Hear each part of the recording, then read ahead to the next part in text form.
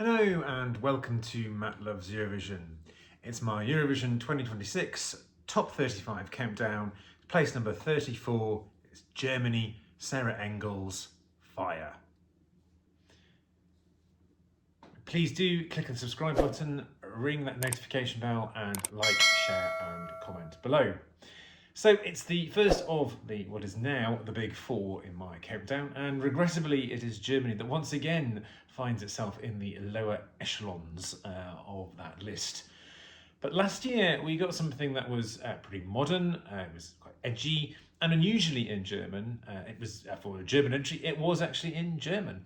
I really enjoyed Balla, and it was something that grew on me as the contest went on. It looked like a new type of German entry.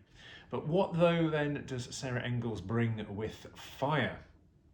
Well, Sarah is quite well known in Germany.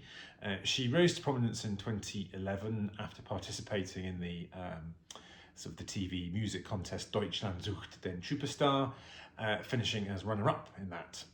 Since that time, she's released a number of singles and albums, though the last album to get into the top 10 in the German album charts was back in 2021 now. More recently, she's performed on the theatre stage in musical theatre, where she was part of a Cologne-based production of Moulin Rouge. Now, Germany had a national final again this year. They had one last year that was organised by Stefan Raab. This year that has not been the case, and it was somewhat less convoluted this year, although I would say possibly a weaker result. It was a 9-song final, but slightly oddly, only a jury could vote in the televised final for the first 9 songs, with the top 3 going through to a televote-based super final. It's one of those slightly odd way. Other countries have done their national finals a bit similar to this. I always find it a slightly odd way of doing it. Anyway, Sarah won that super final. She took over just over 38% of the public vote. The second place got around 34%. Now, Fire is almost, I would say, a cut out and paste girly dance bop, one of Eurovision's staple types of entry. Now, I personally like many of those songs from this genre, and it is very popular with Euro fans as well.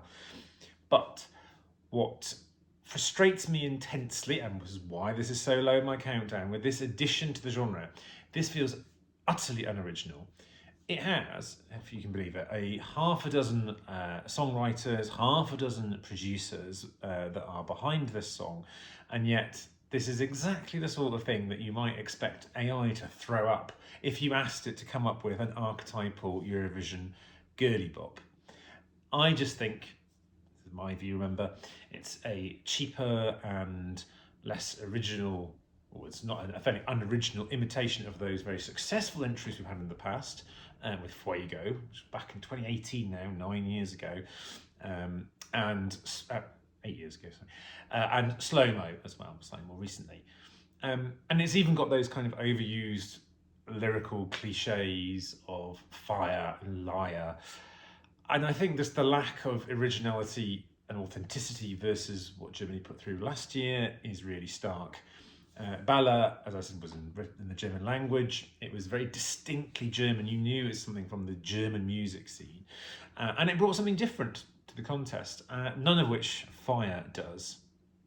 Now, I appreciate I have been very critical of this, but to give Sarah her due, she does seem a very good live performer. She's a very, very good dancer.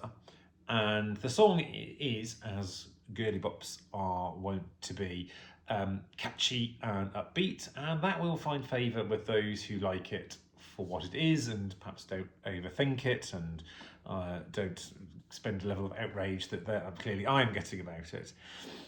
Now, how will this do though at the contest? Immaterial of what I might think or what everyone else might think, how will it do?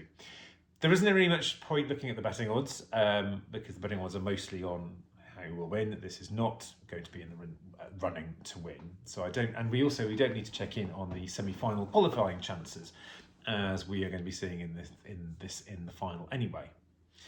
Now, on the Eurovision scoreboard app, which I often refer to in these reviews, it's kind of floating around in the kind of third quarter of the list. Would you? I think this is where you'd expect a girly bop to be a bit higher, especially given the voting demographic of the scoreboard app. And if you look where some of the other the other girly bops from this year are currently placed, they are higher in the scoreboard app. And I do think this reinforces my earlier point about the lack of originality that we have from Fire. Well, you look at some of the other girly bops, Montenegro, it is more authentic and ethnic. Sweden and Bulgaria, edgier, more current. And Cyprus overall is probably just an overall better produced package. Therefore, I think this is going to need some excellent staging, an excellent performance, that if it's going to at least match last year's 15th place. Now, I don't think this is necessarily a case of Germany getting a last place again. Like Germany and the UK swap around kind of who's going to do worse. But I do think this is going to struggle to get much love from both the juries, and I think also, although I think the public vote potentially could be kinder, there are too many other. I think there are other girly bops that people may favour. Running order might have something to do with it, but I'm not expecting this to. I would be very surprised this finished in the top half. I'd be looking probably in the final bottom 10 potentially for this, I suspect. But Germany will have some money behind it, and as I say, she is a very experienced performer, so it may do better than I expect it to. Anyway, that's what I had to say about it. What do you think about it? Are you as harsh on it as I am? Do let me know, of course, in the comments. And join me again soon as we move up the table. Take care for now.